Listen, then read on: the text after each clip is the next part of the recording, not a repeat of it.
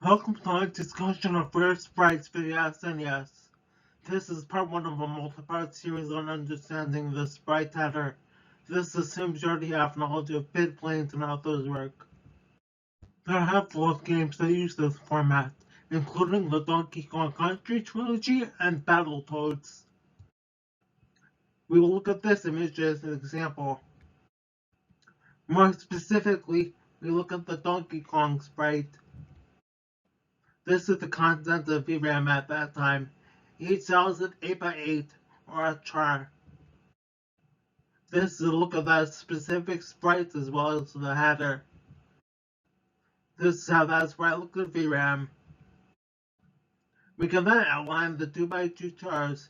Here we see there are 3 2x2s, so we outline the first 6x2 in green. After that we can outline the single chars in blue.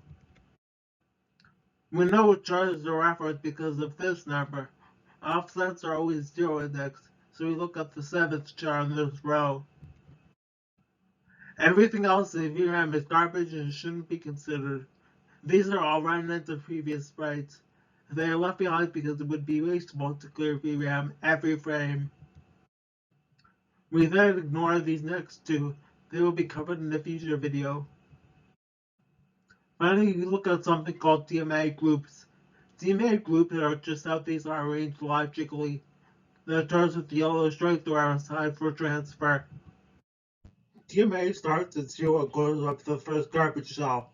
Then, first after garbage until the next garbage. There is never a group 3.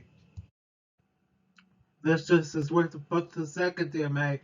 The upper nibble refers to the row 0 index.